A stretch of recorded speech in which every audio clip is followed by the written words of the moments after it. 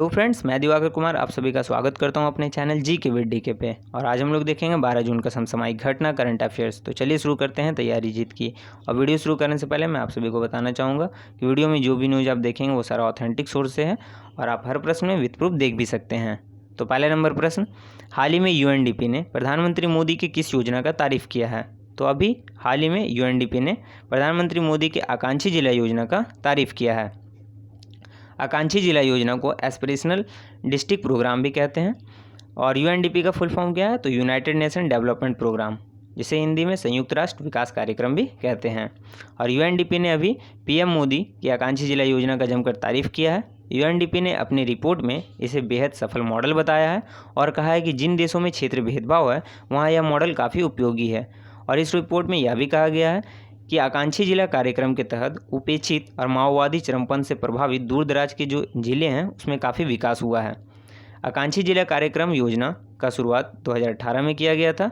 इसका उद्देश्य देश के सामाजिक और आर्थिक रूप से पिछड़े जिले को चिन्हित कर उनका सामूहिक विकास करना है। और इस योजना के तहत 28 राज्य के 115 जिले को चिन्हित किया गया है। और इस योजना का मुख्यतः 3 सिद्धांत है। अभिसरण, केंद्र और राज्य के जो भी योजना है उसका अभिसरण करना, मतलब उसको मिला देना। और नंबर दूसरा, सहयोग, नागरिक तथा सरकारी प्रशासकों के बीच सहयोग स्थापित करना। और नंबर तीसरा, जिलों में प्रतिस्पर्धा। तो दूसरा नंबर प्रश्न, हाल ही में संयुक्त राष्ट्र सुरक्षा परिषद UNSC United nation security council में कितने अस्थायी सदस्य देश चुने गए हैं? तो अभी 5 अस्थायी सदस्य देश यूएनएससी में चुने गए हैं। और इसका नाम क्या है? तो ब्राज़ील, यूएई, यूनाइटेड अरब अमीरात, अल्बानिया, घाना और गबोन है। इसे अस्थायी सदस्य निर्वाचित किया गया है यूएनएससी में। अल्बानिया को यूएनएससी में पहली बार चुना गया है। और एशिया महाद्वीप से यूएनएससी में यूएई, यूनाइटेड अरब अमीरात को चुना गया है। और काउंसिल में अस्थायी सदस्य 2 साल के लिए चुना जाता है। और अभी 5 अस्थायी सदस्य देशों को चुना गया है और ये अपना कार्यकाल 1 जनवरी से स्टार्ट करेंगे। और भारत यूएनएससी में 2020 से ही अस्थायी सदस्य देश के तौर पर अपना योगदान दे रहा है। यूएनएससी में स्थायी सदस्य कौन कौन है? तो अमेरिका, ब्रिटेन, चीन, फ्रांस और रूस है। नंबर 3, हाल ही में किस अंतर्राष्ट्रीय संगठन गरीब देशों को 1 अरब कोरोना वैक्सीन की डोज देने की घोषणा किया है? तो अभी G7 ने यह घोषणा किया है। ब्रिटेन के कार्बिस बे में दुनिया का सबसे अमीर जो भी G7 का जो संगठन है उस देशों की शिखर वार्ता शुरू हुई है।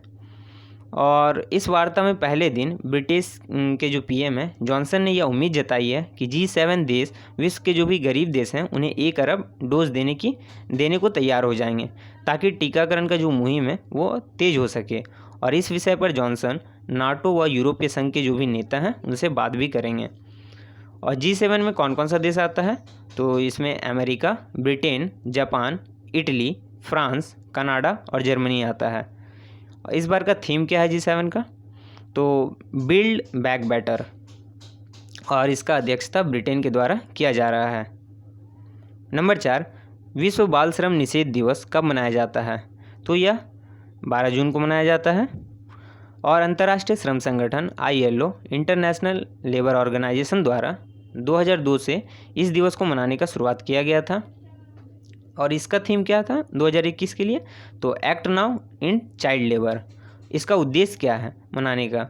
तो बाल मजदूरी पर दुनिया का ध्यान को आकर्षित करना है और इसे ख़त्म करने का प्रयास करना है। ILO तथा यूनिसेफ के लेटेस्ट रिपोर्ट के अनुसार दुनिया भर में बाल श्रम बढ़कर अभी 160 मिलियन हो गया है। और UN ने 2021 को the international year for the elimination of child labour घोषित किया है। नंबर 5, हाल ही में राधा मोहन जी का निधन हो गया। वे क्या थे? तो वे एक प्रोफेसर थे। और प्रोफेसर राधा मोहन जी का हाल ही में 78 वर्ष में उनका निधन हो गया है। वे प्रसिद्ध पर्यावरणविद, अर्थशास्त्री और सामाजिक कार्यकर्ता थे। राधा मोहन और उनकी बेटी साबरमती ने मिलकर ओडिशा के नयागढ़ जिले में बंजर भूमि को हरे भरे जंगल में बदलने के लिए उनके जो 30 साल के लंबे प्रयास के लिए उन्हें पद्मश्री से सम्मानित किया गया था। उनका जन्म नयागढ़ जिले में ही हुआ था और वे ओडिशा सरकार के सूचना आयुक्त भी रहे थे। और ओडिशा सरकार ने उनकी उत्कृष्ट सामाजिक सेवा के लिए उत्कल सेवा सम्मान से सम्मानित किया था। यूएनईपी ने पर्यावरण के क्षेत्र में कार्य करने को लेकर इन्हें the global role of honour से सम्मानित किया था। नंबर 6, राष्ट्रीय सुरक्षा guard NSG national security guard की क्षमता को मजबूत करने के लिए किस संस्थान के साथ समझौता किया गया है? तो अभी राष्ट्रीय रक्षा विश्वविद्यालय के साथ एक समझौता किया गया है। NSG तथा राष्ट्रीय रक्षा विश्वविद्यालय ने एक समझौता ज्ञापन पर हस्ताक्षर किया है। इसका उद्देश्य NSG की क्षमता को मजबूत करना है। किसके खिलाफ? तो आतंकवाद, IED, हाईजैकिंग को काउंटर करने के लिए और उनको प्रभावी तरीक़ा से कार्य करने के लिए यह समझौता हस्ताक्षर किया गया है। राष्ट्रीय रक्षा विश्वविद्यालय गृह मंत्रालय के तहत स्थापित एक संस्थान है और यह गुजरात के गांधीनगर में स्थित है। नंबर 7, हाल ही में अशोक पंगडिया का निधन हो गया। वह किस क्षेत्र से संबंधित थे? तो वो एक चिकित्सक थे और देश के प्रख्यात न्यूरोलॉजिस्ट डॉक्टर अशोक पंगडिया का 71 वर्ष की उम्र में निधन हो गया है। उन्हें 2020 में मेडिकल काउंसिल ऑफ इंडिया ने प्रतिष्ठित डॉक्टर BC राय पुरस्कार से सम्मानित किया था और 2014 में उन्हें पद्मश्री से सम्मानित किया गया था। 90 से अधिक रिसर्च पेपर उनके नेशनल एंड इंटरनेशनल मैगजीन में पब्लिश हो चुका है। नंबर 8, हाल ही में किस केंद्र कैबिनेट मंत्री ने उच्च शिक्षा पर अखिल भारतीय सर्वेक्षण 2019-20 का रिपोर्ट जारी किया है? तो अभी रमेश पोखरियाल निशंक जी ने यह जारी किया है। केंद्रीय शिक्षा मंत्री रमेश पोखरियाल निशंक ने उच्च शिक्षा पर अखिल भारतीय सर्वेक्षण AISHE 2019-20 की रिपोर्ट को जारी किया है। यह रिपोर्ट शिक्षा मंत्रालय द्वारा जारी किया जाता है और इसमें कुल इनरोलमेंट 2019-20 में 3.85 करोड़ है और एमटेक तथा बीटेक प्रोग्राम में गिरावट देखने को मिला है। बीटेक का जो इनरोलमेंट है पिछले 5 साल में 11% गिर गया है और उस शिक्षा में महिला का जो नामांकन है उसमें 18.2% की वृद्धि हुई है। नंबर 9, हाल ही में चर्चा में रहा माउंट एको डंबिंग किस राज्य में स्थित है? तो यह अरुणाचल प्रदेश में स्थित है और माउंट एको डंबिंग अरुणाचल प्रदेश के इंगीकोवा और सिंगांगा जिले में पड़ता है। अभी मोनाल बर्ड के 2 स्पीसीज यहाँ देखे गए हैं, साथ में देखे गए हैं। उसका नाम हिमालयन मोनाल है और एक्सक्लेटर मोनाल है। नंबर 10, अमेरिका के इतिहास में फेडरल जज बनने वाले पहले मुस्लिम अमेरिकी कौन बन गए हैं?